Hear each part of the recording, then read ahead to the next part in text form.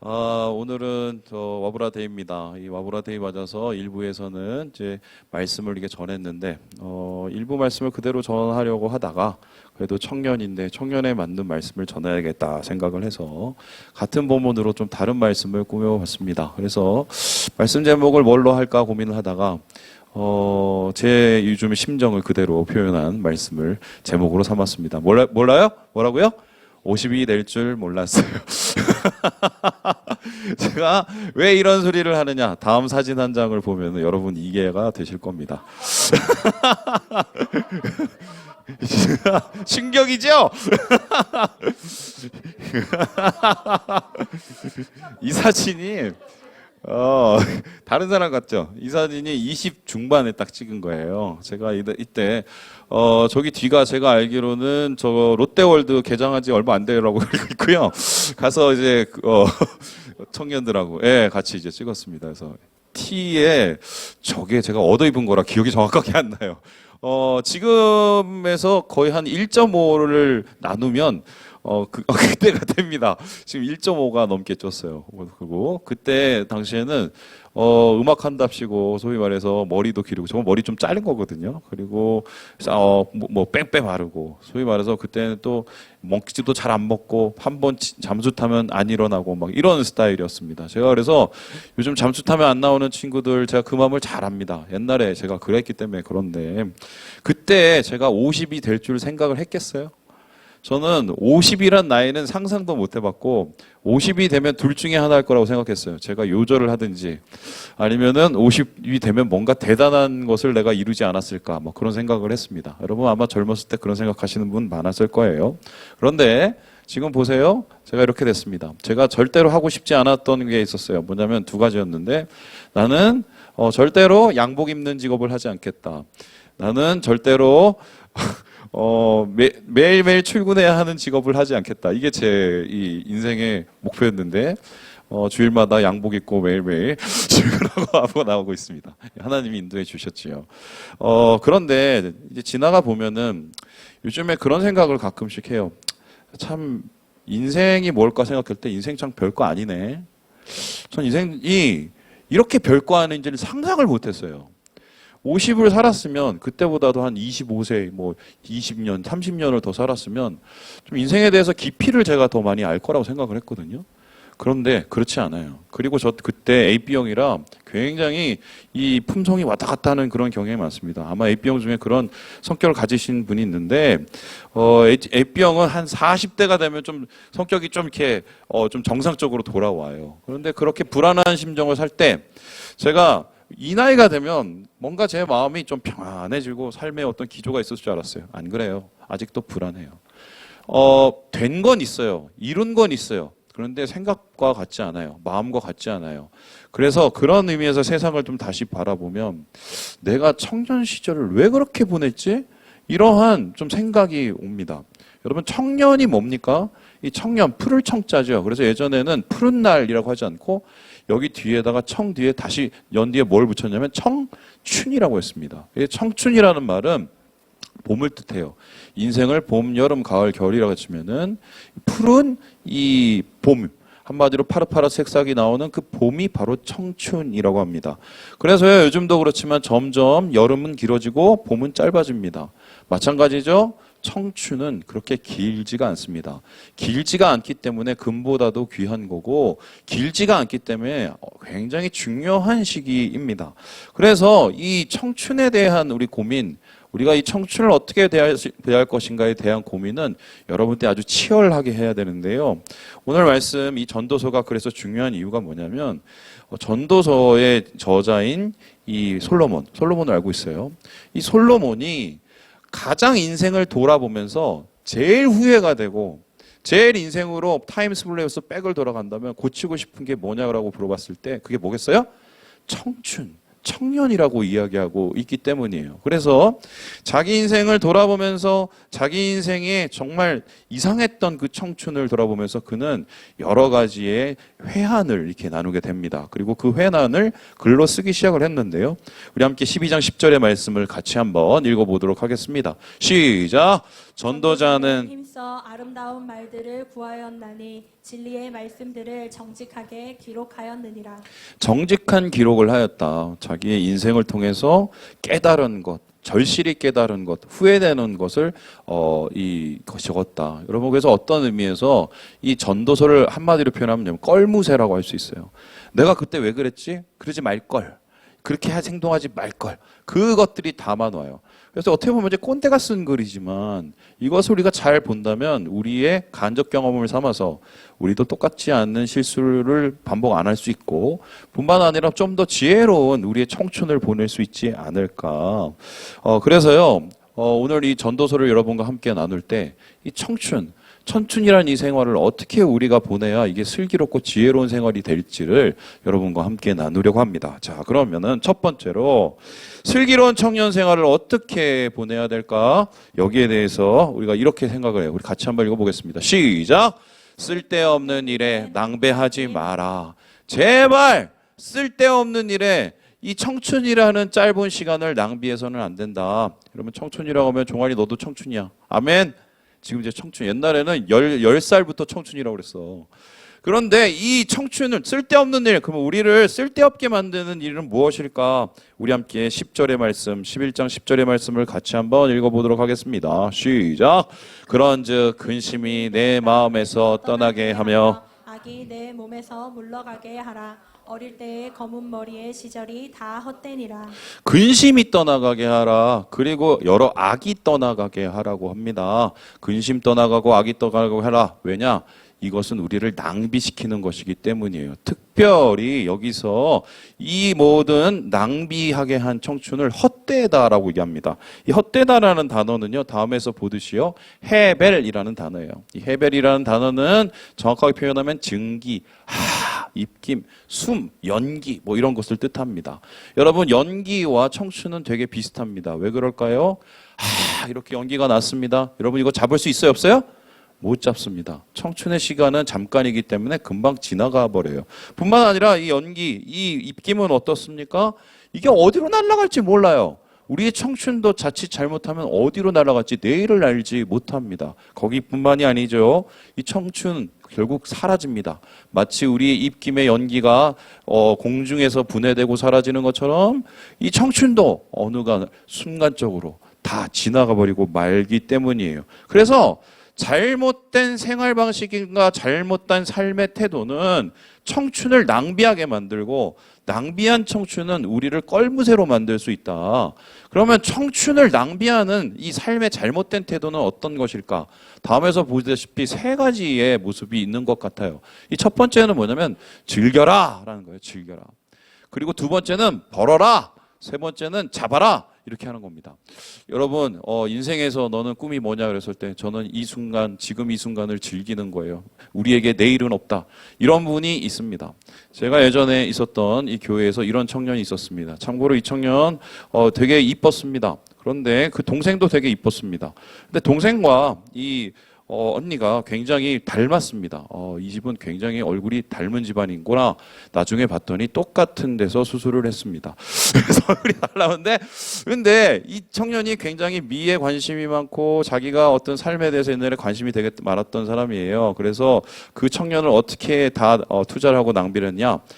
거기 압구정동을 좀 넘어서면은 신사동이 있고 신사동을 좀 넘어서다 보면 강남이 있고 강남을 넘어서다 보면은 이제 즐비한 이 나이트들이 있습니다. 그 나이트에 가면은 소위 말해서 유명한 연예인 출신들이 이제 많이 오는 그런 나이트가 있어요. 제가 예전에 그 친구하고 목사님 저랑 어디 한번 가보실래요? 그래서 같이 갔습니다. 갔더니 새벽 예배 마치고 무슨 뭐 큰 집 설렁탕이라는 데를 갔습니다. 큰 집 설렁탕 나이트는 못 가요. 안 받아줘요. 그런데 큰 집 설렁탕에 갔는데 뭐 하필이면 여기 뭐 설렁탕 마시는 것도 아닌데 왜 그러냐? 목사님 여기 잠깐 앉아보세요. 그러더니 얘가 가더니 막 이렇게 설렁탕 한 그릇 들고 오고 그다음에 깍두기를 엄청 들고 오는 거예요. 먹으니까 깍두기가 되게 맛있더라고요. 이것 때문에 그러니 그때 아니래요. 잠깐만 있어보래. 잠시 후에 청년들이 젊은 애들이 막 구름대같이 확 들어오면서 쟤네 누구야? 쟤네 다 한결같이 얼굴에 땀이 뻘뻘 흐르고 뭐 모습은 거의 뭐 저기 어디 연예인처럼 하고 났어요. 목사님, 제가 저랬어요. 그래서 어땠는데 했더니 거기 바로 옆에가 나이트고 그 나이트에서 날밤을 까고 아침까지 날밤을 새우고 거기 와서 설렁탕으로 해장하고 돌아가려고 온 친구들이에요. 정말 열심히 놀았더만요. 정말 열심히 놀았더라고요. 여러분, 뭐 청춘 때 좀 노는 게 뭐가 어렵겠습니까? 뭐 놀 수도 있죠. 그런데 중요한 거는 노는 게 삶의 목적이고 청춘의 대부분이면 문제가 생깁니다. 왜 그럴까요? 우리가 놀고 즐기는 것 중요하지요. 그런데 우리가 즐기는 것은 한계가 있어요. 왜요? 우리를 채우려는 그 쾌락이 절대로 욕망보다 더 커질 수가 없기 때문이에요. 마음의 구멍은 우리가 생각하는 그 즐거움이라고 느끼는 것보다 항상 더 큽니다. 이유가 뭐예요? 우리는 더를 찾습니다. 하지만 그만큼 우리의 욕망은 더 커집니다. 더 새로운 것을 찾습니다. 하지만 어제 새로웠던 것은 오늘 낡은 것이 돼버리기 때문이에요. 그래서 즐겨라. 오늘이 있는 것만 생각하는 그런 청춘은요, 말 그대로 나중에 되면 허무함으로, 한마디로 해벨로 끝나게 됩니다. 그래서 좀 지혜로운 사람들은 이 청춘 때 고생해서 벌어놔야지, 벌어라 합니다. 뿐만 아니라 벌기 위한 여러 가지 장치를 만듭니다. 공부를 하기도 하고 또 직업을 좋게 갖기 위해서 스펙도 많이 쌉니다. 제가 알고 있는 어떤 청년은 스펙만, 자격증만 거의 한 20개를 갖고 있는 청년을 제가 알고 있었어요. 그 중현이 참고로 아니고요. 저쪽에 있는 청년. 너는 왜 그랬니? 그랬더니 1시간 한 분이라도 그렇게 낭비하기가 싫었다는 겁니다. 그래서 왜 이렇게 해야 나중에 그래도 안정적으로 살 수 있으니까요? 라고 얘기했습니다. 그래서 제가 걔한테 물어봤습니다. 그러면 넌 지금 안정적이니? 회사도 들어갔어요. 그리고 여러 가지 뭐 봉급도 어느 정도 나왔죠. 여자친구는 없었어요. 그런데 내가 걔한테 물어봤어요. 아니요. 저는 아직도 불안한데요. 아직 부족해서 그래요. 그래서 저는 걔한테 물어봤어요. 그럼 얼마나 해야 부족하지 않겠니? 라고 물었습니다. 왜 그럴까요? 불안해서 그렇습니다. 왜 불안한가요? 내일을 알 수가 없기 때문이에요. 아무리 우리가 준비를 하고 계획을 하고 채우고 여러 가지를 가지고 우리가 벌어놔도 내일 당장 어떻게 될지 모릅니다. 제가 대표적인 얘기를 한번 해드릴게요. 예전에 제가 섬겼던 교회에 한 목사님이 계셨습니다. 나이가 지긋한 형님이셨는데 그분의 옛날 과거 경력을 듣고는 제가 깜짝 놀랐어요. 이분이 뭐 하시던 분이냐면 과거에 고대 나와서 소위 말해서 이 증권회사에서 탑을 달리던 에이스였습니다. 근데 그런 분이 갑자기 목사가 된 겁니다. 다 때려치고. 신기해서 좀 가까워진 다음에 제가 물어봤어요. 형님, 왜 그만두셨어요? 왜 목사가 되셨어요? 그렇게 소명이 막 불타셨습니까? 뭐 그렇게 물어봤어요. 그랬더니 그 형님이 자기가 이렇게 된 이유를 한 단어로 설명을 했습니다. 그게 뭔지 아세요? IMF. 내가 F라는 소리가 아니라 IMF. 우리나라에 닥쳤던 그 말도 안 되는 일. 그 일이 겪고 나서 당장 이 경험해보지 않은 거라 어떻게 투자할지를 모르는 거예요. 경험해본 적이 없어서 어떻게 이걸 대처해야 되는지 모르는 거예요. 그리고는 어떻게 합니까? 자기가 쌓아놓고 자기가 모아놓은 것 완전히 다 없어지고 말았어요. 그리고 나서는 더 이상 일어날 수 없는 상황까지 되었을 때 한마디로 목회길을 걸어오게 되는 겁니다. 허무한 인생이죠. 몰라요. 우리가 코로나 3년 이렇게 될 줄 알았어요? 집값이 이렇게 올랐다가 갑자기 떨어질 줄 알았습니까? 지금도 30대를 중심으로 계속 집을 사고 앉았다고 하는데 어떻게 내년이 될지를 아무도 몰라요. 우리는 이 돈을 쥐고 사용하는 분이지 이거를 돈을 쥐고 관리를 하는 사람이 아니에요. 그건 저기 미국에서 연방은행에서 하고 있기 때문에 그래요. 그래서 이렇게 인생을 벌어라로 청년을 낭비하는 것 어느 정도 수준에서는 지혜로운 것이 있지만 그것이 우리의 청춘을 아름답게 만들지는 못한다. 그런데 이거는 그나마 자기가 자발적으로 뭘 하는 거예요. 문제는 이건데 잡아라 하는 겁니다. 이게 뭐냐. 남들 보고 따라하고 누가 시키는 대로 하고 남들 요구에 따라 내가 따라서 뭔가를 잡으려고 하는 겁니다. 어머니가 요구를 합니다. 아버지가 요구를 합니다. 그리고 내 친구를 바라봅니다. 저렇게 돼야지, 저 모습이 돼야지 그러면서 똑같이 되려고 그것을 잡기 위해서 막 노력합니다. 요즘에는 뭘 잡습니까? 예지가 어제 제가 물었습니다. 예지야, 너는 어떻게 하면 가장 행복하겠니? 제가 물어봤어요. 그랬더니 예지가 하는 말이에요. 아빠, 나는 아이돌이 돼서 돈을 왕창 벌어서 아버지하고 아빠하고 엄마한테 제일 좋은 거 사주면 제일 행복할 것 같아 라고 그랬어요. 그래서 제가 그 얘기를 듣고 이놈은 도대체 누구를 닮았나? 제가 그랬어요. 예지야, 아빠는 바라지 않아. 그냥 네가 건강하게 자랐으면 좋겠어. 네가 행복하게 자랐으면 좋겠어. 그랬더니 이제 예지가 알았다고 얘기를 하는데 얘의 목표는 아직까지 뭐다? 아이돌이다. 아이돌이 입는 걸 다 입습니다. 아이들이 뭘 먹고 살고 뭘 어떻게 하는지 다 봅니다. 최근에 가장 행복했던 기억이 뭐냐고 물어봤더니 예지가 말하기를 자기가 좋아하는 아이돌 영상을 보고 있을 때래요. 앉아서 계속 누워갖고 아이돌 영상을 보면서 행복해하는 거예요. 여러분 이게 잡아가는 인생이죠. 근데 이 인생의 끝이 뭐예요? 자기가 없어요. 나는 도대체 뭔데? 아이돌 바? 아니면 우리 엄마의 기대? 아니면 나는 뭐예요? 그냥 내 인생에서 누구를 따라하는 사람? 저도 그렇게 살았어요. 제가 따라잡고 싶었던 사람 누구냐? 우리 형님이었습니다. 우리 어머니가 우리 형님을 너무 좋아하셨기 때문에 왜요? 맨날 뭐 전교 1등 하지요. 뭐 맨날 뭐 상 받아오지요. 장학금 받아오지요. 아무리 노력을 해도 저희 형님처럼 안 되는 거예요. 그래갖고 제가 오죽했으면은 왜 나는 형과 똑같지 않을까? 이걸 가지고 1년을 고민한 적이 있었습니다. 그리고 형처럼 해보려고 노력을 했어요. 바지가랑이가 찢어졌어요.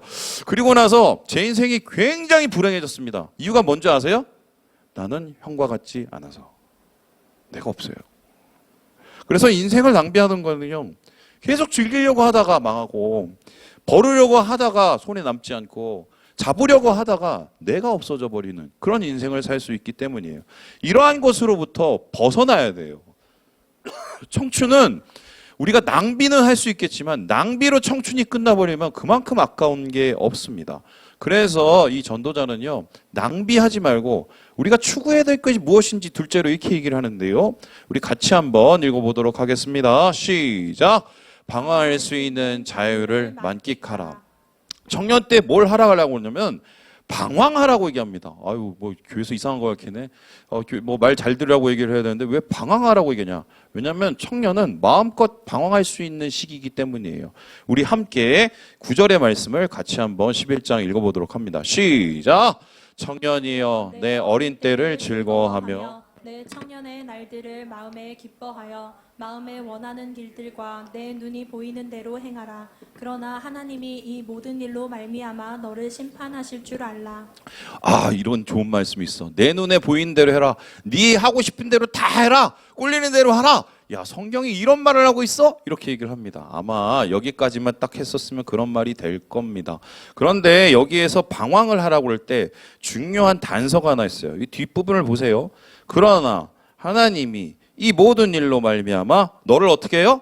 심판하실 줄 알라라고 합니다. 그러니까 방황을 할 때 우리의 분명한 바운더리가 있어야 돼요.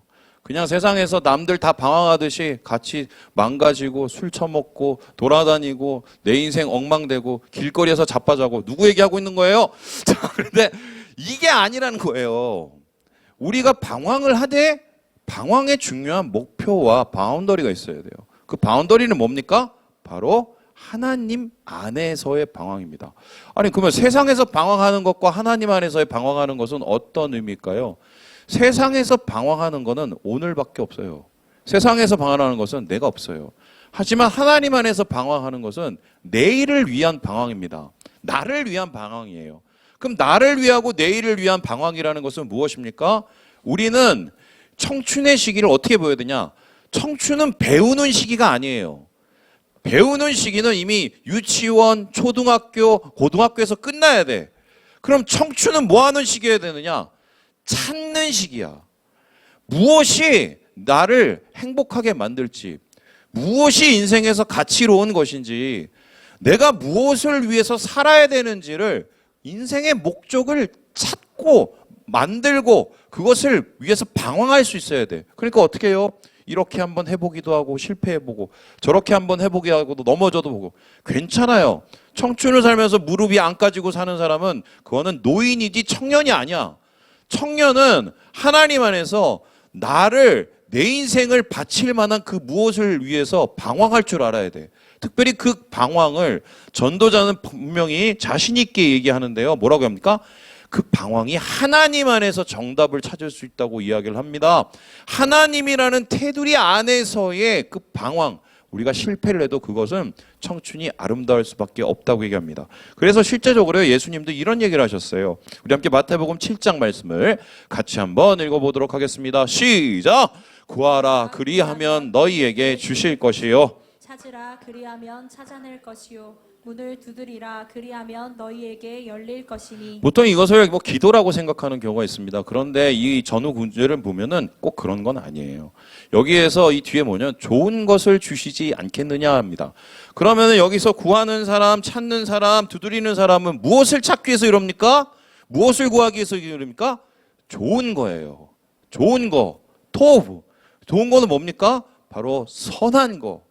내 인생에서 목숨 걸만한 거. 여러분 그게 남자예요? 그게 여자예요? 아니면 그게 성공이에요? 한번 그렇게 해보세요. 그게 진짜 맞는지 방황을 해보시라고. 여러분 결국 인생에서 청춘이 깨어졌었을 때 우리는 알게 됩니다. 나의 인생을 행복하게 만들고 나의 인생에 가장 좋은 것이 무엇인지를 하나님 안에서 찾는 거예요. 그건 뭐예요? 인생의 목표와 방향입니다. 그 방향은 바른 것이어야 돼요. 선한 것이어야 돼요. 나를 위한 것이어야 돼요. 그리고 우리를 위한 것이어야 돼요. 그거를 찾아내는 것이 언제다? 청춘이어야 돼요. 그러니까 청춘은 낭비할 시간이 없어. 방황하기에도 너무 바빠. 찾아내기에도 너무 바빠. 남들의 요구를 들을 필요도 없어요. 나의 안에서의 계신 하나님의 뜻을 내가 발견하고 찾는 그 시간이 바로 청춘이어야 된다. 바로 이러한 것을 우리에게 제시를 하고 있고, 이 전도자가 이렇게 말하는 것은 그렇게 인생을 살지 못해서 그래요. 껄껄껄 하는 거예요. 그렇다면은 이렇게 우리가 찾아내야 될 우리 삶에서의 좋은 것이라는 것은 무엇일까? 청춘, 우리에게 지혜롭고 슬기롭게 이것을 우리가 열매 맺는 방법은 무엇일까? 여기에 대해서 마지막으로 이렇게 이야기를 하고 있습니다. 우리 같이 한번 읽어보도록 하죠. 시작! 나의 하나님을 경험하라. 청년 생활에 우리가 가장 중요한 것은 하나님을 경험하는 겁니다. 만나는 겁니다. 그 하나님은 특별히 무엇이라고 얘기하고 있냐면은 우리 함께 1절의 말씀을 같이 한번 읽어보도록 하겠습니다. 시작!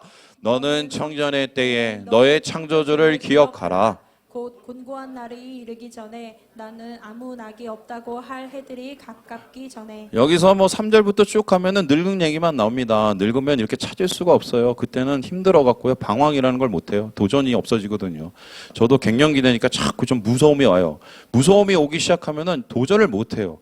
방황하기가 되게 힘들어요. 그게 청춘과 노년과 중년의 차이야. 그런데 이 청춘 때 무엇을 경험해야 된다? 무엇을 찾기 위해서 방황해야 된다? 나의 하나님이다. 그런데 그 나의 하나님은 그냥 하나님이 아니라 창조주 하나님이라고 나옵니다. 여러분 하나님에 대한 많은 표현이 있는데 능력의 하나님, 그 모든 것을 아시는 하나님, 또한 모든 자비와 사랑의 하나님, 왜 이러한 하나님을 찾으라고 얘기 안 하고 창조주 하나님을 찾으라고 얘기할까? 저기서 중요한 건 그냥 창조주가 아니라 나의 창조주예요. 나를 만드신 분이에요. 그냥 만드신 게 아니에요. 다윗은 자기의 이 태어난 과정을 뭐라고 하냐면 하나님께서 엄마 뱃속에서부터 나를 조직하시고 내 내장, 오장 육부를 다 만드셨다. 나의 속을 다 아신다고 그랬습니다. 그러면 창조주 하나님을 찾고 만난다는 건 어떤 뜻인가요? 이런 거예요. 아버지, 나를 왜 낳았어요? 그걸 아버지한테 가서 물을 게 아니에요. 누구한테 가서 물어봐야 돼요? 하나님에게 가서 물어봐야 돼. 그 여러분의 나이에, 여러분의 청춘에 그렇게 물어볼 하나님, 그 절대자를 만나지 못하고 창조주를 만나지 못하면 인생 말아먹은 거야. 하나님께 물어봐야 돼요. 하나님 왜 나를 낳았어요? 왜 나를 만드셨어요? 아니 남들은 뭐 잘 먹고 잘 살고 나는 흙수저야. 막 힘들어 죽겠어. 막 어렵게. 제 인생은 그렇게 쉽게 풀리는 게 하나도 없어. 왜 하나님 이렇게 나를 만드셨어요? 왜 이렇게 한번 따져보세요. 하나님 앞에 따져보세요. 그렇게 하나님을 찾고 그렇게 간절히 부를 때 어떡합니까? 우리는 우리의 인생의 목표를 만나요. 내가 왜 여기 있어야 되는지, 내가 앞으로 무엇을 해야 되는지, 무엇을 위해서, 어떤 가치를 위해서 내가 살아야 되는지, 그리고 그것을 만나요. 나를 가장 소중히 여기시는 하나님을 만나게 됩니다. 여러분 어떤 하나님을 만나는가에 따라서 인생이 달라집니다. 제가 한 예를 보여드릴게요. 여러분 다음 그림을 보시면 이게 뭔 그림 같으십니까? 이게 이신론자들의 생각이에요.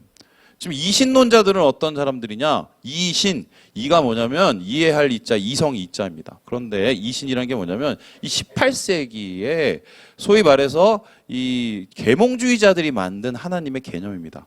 그들도 겉으로는 하나님 믿는다고 했는데 그 하나님이 아니었어요. 어떤 하나님을 만들었느냐? 한번 보여줄게요.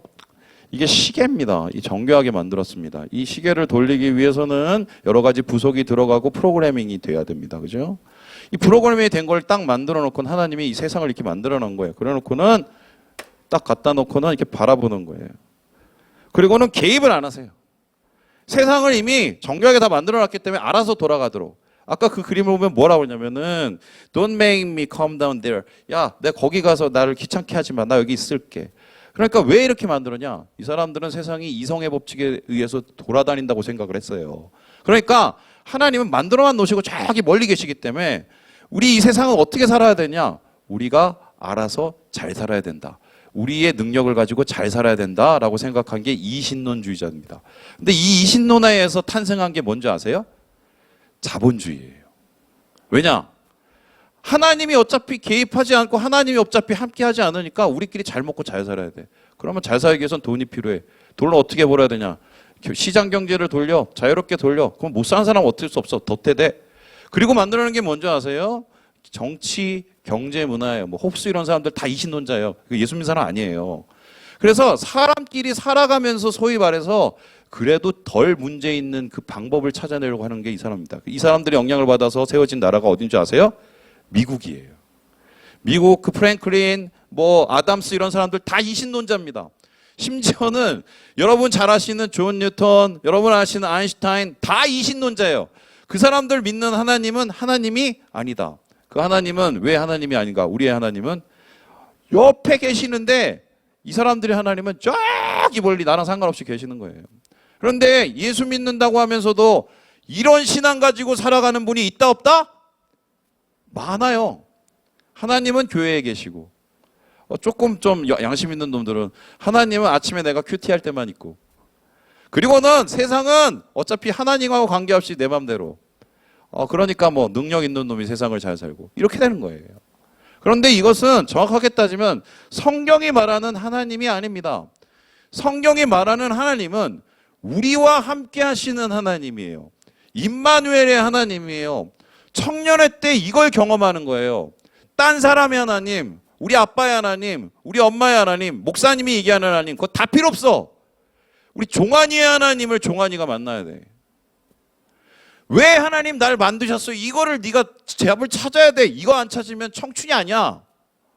이 청춘을 위해서 우리는 방황할 수도 있어요. 쓰러질 수도 있어요. 하지만 거기서 우리가 하나님 진짜 만나죠? 우리의 삶은 흔들리지 않는 뭔가를 얻게 돼요. 제가 이렇게 살았어요. 예전에 예수 믿었어도 소위 말해서 이게 뭐 감인지 벤지 아니면 뭐 이게 뭐 똥인지 된장인지도 모르고 살던 시절이 있었어요. 그리고 살면서 삶의 방향 속에서 남 쫓아서 살고 남 뭐 하라는 대로 살다가 도대체 내가 왜 살고 있는지 정말 이해가 안 되는 순간이 있었어요. 그런데 그렇게 모든 순간 무너졌을 때 그때가 어떤 타이밍이었냐면 제가 가수를 하려다가 망했을 때였어요. 어떻게 해야 될지 모르겠더라고요. 그리고 기획사를 만들어서 뭔가 음반을 계속 만들어 보려다가 그 기획사도 쫄딱 망했어요. 어떻게 해야 될지 모르겠더라고요. 근데 그때 한 선교사님이 저를 찾아왔어요. 저를 찾아와서는 저를 보고 갑자기 좀 얘기 좀 하자는 거예요. 그래서 여의도 순복음교회 앞에 있는 보은 카페가 있었는데 보은 다방이죠. 거기에 붙잡혀서 4시간 동안 얘기를 들었어요. 오줌 마려 죽겠는데 붙잡고 4시간 동안 저한테 얘기를 했어요. 근데 그 얘기의 결론이 뭐냐? 성민 형제는 하나님께서 왜 만드신 것 같았어요? 왜 부르신 것 같아요? 라는 질문이었어요. 그러더니 뭐 이런저런 얘기를 하다가 안 돼서 계속 그 질문을 하길래 아니 그러면 어떻게 하라는 소리예요? 했더니 이분이 저한테 딱 한 얘기를 했어요. 하나님이 지금 성민 형제한테 무엇을 원하시는지 한번 물어보세요 라고 합니다. 그러면서 저한테 한 가지를 딱 제시해 주는데 그게 바로 뭐냐 이거였어요. 보이시죠? 여기를 가라는 거예요. 이게 어디냐면 당시에 이 1999년 지나서 2000년이었네요. 그때 갑자기 여기 갈 생각이 없냐고 저한테 물어보는 거예요. 저는 여기 뭐 어딘지도 몰랐어요. 그래서 아니 저 알지도 못하는 여기를 왜 갑니까? 그랬더니 제가 기도하는데 하나님이 그런 마음을 주셨으니까 한번 기도를 해보래. 당시에 이제 중국의 길림성은요, 소위 말해서 되게 깡촌이고 못 살던 지역이었어요. 한국 사람이 있긴 있는데 소수였고, 소위 말해서 조선족들만 가득 있는 곳이었습니다. 그런데 거기를 갈 생각이 없냐고 기도를 하겠다고 저보고 기도를 하라는 거예요. 그래서 제가 기도를 했어요. 그리고 기도를 하는 중에 신기하게도 하나님이 저한테 가라는 음성을 들었어요. 이 말이 돼요? 저는 지금 급해 죽겠는데 내일을 알 수 없는 그 상황에, 그런데 하나님께서 청춘의 끝에 저를 거기로 가라고 시켰어요. 그래서 고민을 했어요. 갈까 말까 갈까 말까. 이건 저한테 굉장히 큰 거거든요. 왜요? 집을 떠나서 살아본 적이 없어요, 저는. 그때 하나님께서 저한테 질문을 하나 했어요. 너는 날 믿니? 너를 날 믿니? 아, 가면은 내가 뭐 차비도 없는데요. 그때 하나님 또 저한테 물어봤어요. 너를 나는 믿니? 제가 한번 믿어볼 테니까 믿게 해주세요. 그렇게 기도를 했어요. 그때 어떤 일이 일어났냐? 갑자기 청년부에서 모여갖고 목사님이 조직을 해갖고 선교 후원회를 만들어 주셨어요. 그리고 그 선교 후원에서 처음으로 파송한 사람이 제가 됐어요. 돈이 해결이 됐어요. 그리고 갑자기 저희 그 가는 길을 방해하시던 아버지가 말도 안 되는 방법으로 그 길을 그냥 허락을 해주셨어요. 그래서 거의 떠밀리듯이 제가 거기 갔어요. 도착했는데 아까 보시면 아시겠지만 진짜 살벌해요. 겨울이 40도가 넘어요, 영하. 그리고 아는 사람이 한 명도 없어. 근데 하나님이 나보고 거길 가래. 갔어. 그때 갈 때 제 마음속에 뭐가 있었냐면 그런 게 있었어요. 그래, 나의 청춘의 끝자락이라도 하나님 앞에 온전히 드릴 수 있는 시간이 있다면 한번 드려보자. 그럼 하나님이 뭐라도 얘기해 주시겠지. 갔어요. 거기에서 이런저런 시간을 보냈어요. 그리고 나서 제가 돌아오면서 깨달은 게 뭔지 아세요? 내 인생은 주님의 것입니다. 무엇을 하건 어디에 있건이 중요한 게 아니라 내가 주님을 위해서 사는 것이 중요하다. 내 직업이 뭐든, 내 형편이 어떻게 됐든, 내 부모와 내 가정이 문제가 아니라 먼저 하나님 앞에 부르심을 받는 게 먼저라는 걸 제가 그때 알게 됐어요. 인생 참 고단한데 그 고단한 인생에도 목표가 있으면 가치가 있는 거예요. 가치가 있으면 열매가 있어요. 그거 그때 깨닫게 됐어요. 그때 제가 읽었던 말씀이 있어요. 에베소서 말씀인데 우리 같이 한번 읽어보도록 하죠. 같이 한번 읽어보겠습니다. 시작! 너희 마음의 눈을 밝히사 그의 부르심의 소망이 무엇이며 성도 안에서 그 기업의 영광의 풍성함이 무엇이며 그의 힘의 위력으로 역사하심을 따라 믿는 우리에게 베푸신 능력의 지극히 크심이 어떠한 것을 너희로 알게 하시기를 구하노라. 이 바울이 에베소 교회를 엄청 사랑을 했거든요. 이 에베소 교회를 위해서 혼신을 다해서 기도를 했어요. 그런데 그 기도의 가장 최고의 제목이 뭐냐? 하나님, 얘네들의 눈을 밝혀주셔서 얘네가 왜 사는지를 알려주세요. 얘네가 무엇을 위해서 살아야 되는지를 알려주세요. 그리고 하나님이 어떤 분이신지를 알려주세요. 지금 이 에베소 교회는 청년과 같은 교회였어요. 생겨난 지 얼마 안 된. 그런데 앞으로 해야 될 일이 엄청 많은 교회였어요. 실제적으로 이 에베소 교회를 통해서 소아시아 지역이 다 복음의 통로가 되는, 한마디로 선교의 허브가 된 곳이 에베소에 있어요. 그런데 그들이 영적으로 깨어나고 청년의 시절에 주님을 만나는 것처럼 하나님의 부르심을 만날 것을 위해서 기도를 했어요. 이 기도는 어떻게 됐을까요? 응답이 되었어요. 그리고 그 열매가 이루어졌습니다. 말씀을 마치려고 합니다. 최소한 인생 살면서 여러분의 봄다운 꽃다운 이 시기에 내 인생 뭐 하면서 살지는 알아야 되지. 청년 얘기 하나 하고 마칠까요? 지난 교회에 한 청년이 왔어요. 몸집이 저보다 한 2배예요.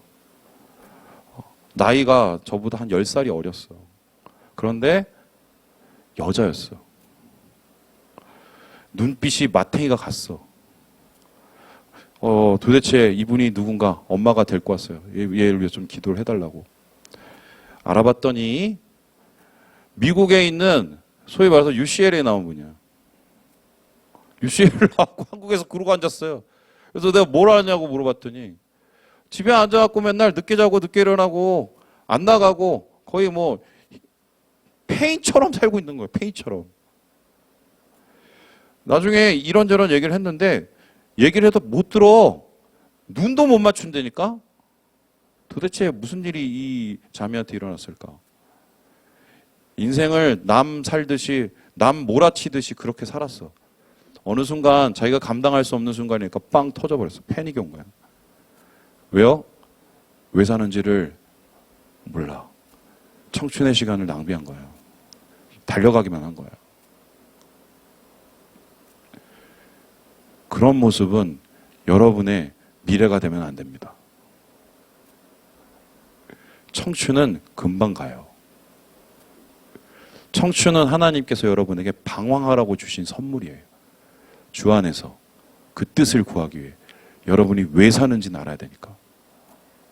하나님 안에서 이 청춘의 은혜를 깨달으시고 주님의 은혜를 발견해서 새롭게 변화되시는 우리 모든 형제 자매들 되시길 주님의 이름으로 축원합니다. 기도하겠습니다.